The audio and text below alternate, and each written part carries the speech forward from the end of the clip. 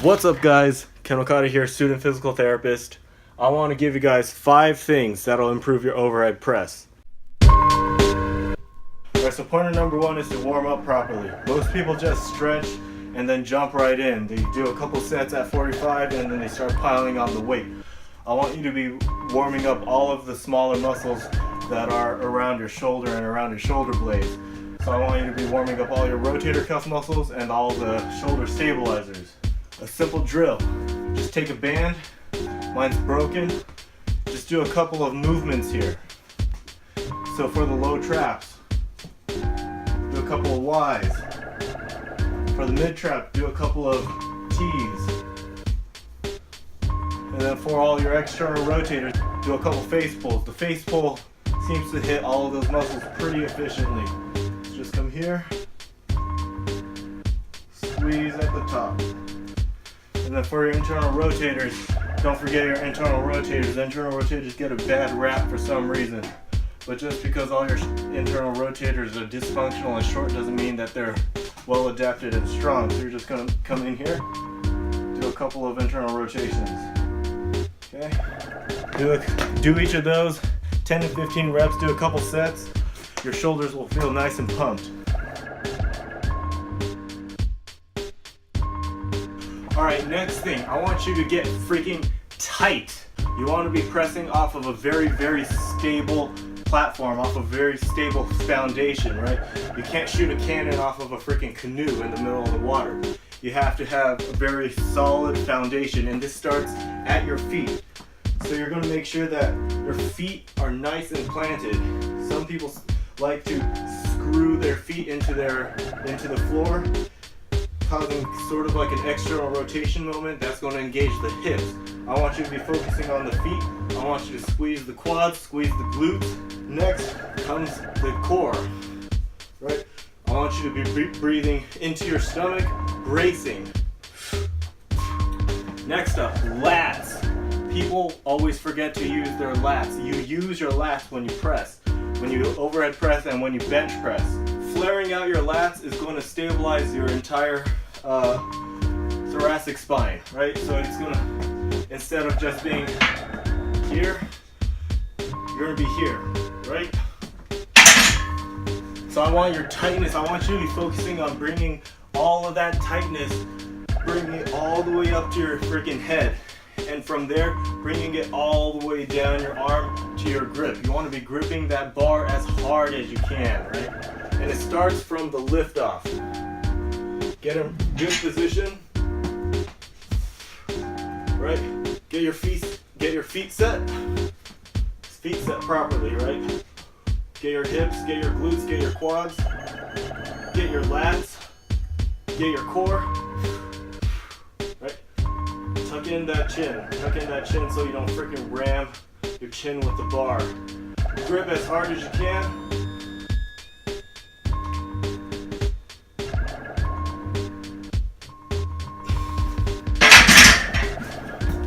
Alright, next thing. You want to be using your lats. I know this sounds a little bit counterintuitive because the lats, most people associate the lats with pulling things down, right? But engaging the lats in that way, flaring out your lats, is going to help you get tight. That ties into point number 2. Flaring out your lats also creates a really good shelf to press off of. Here I am. If I'm not flaring out my lats, this is basically where I'm pressing off of, right? But if I flare out my lats, I have a much better shelf and a much better foundation to press off of. So instead of right here, I'm right here. If you need help feeling that, a good cue is when you unrack the bar, pull the bar into your body. Here.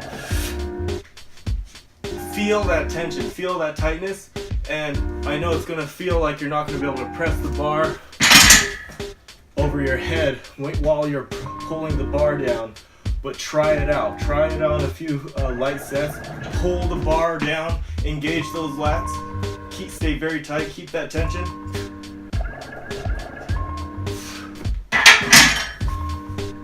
And press. All right, you want to be strengthening your upper back and your triceps. Now this point is more about strengthening the muscles that you need in order to support a heavy press. There's a lot of other muscles that are involved in the press. Of course, the delts, but we all know that.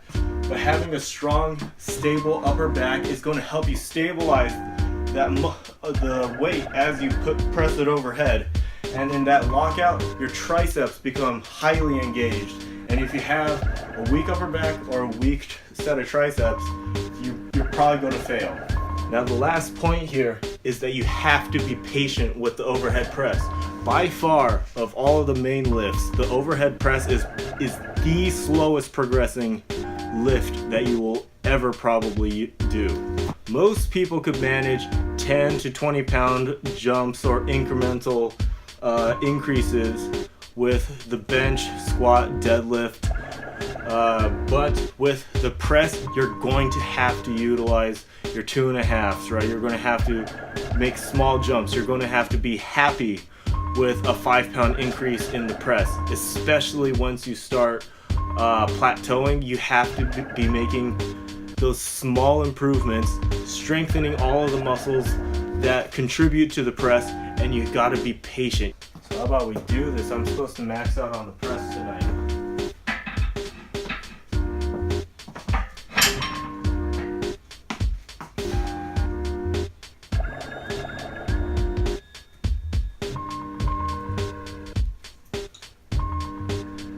Here's a bonus tip that I kind of came across over all the years that I've been doing this. The overhead press seems to fluctuate a lot with body weight. So if you're slightly dehydrated and you're about 2.5 to 5 pounds lighter than your normal functioning weight, your functioning body weight, then chances are your press is probably going to suck that day.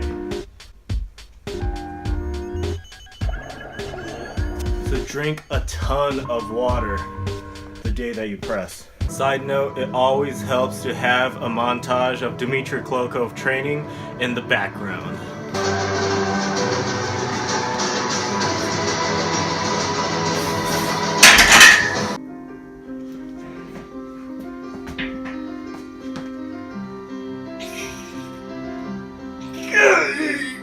If it's Smith said, all men are created equal, some work harder and free sleep.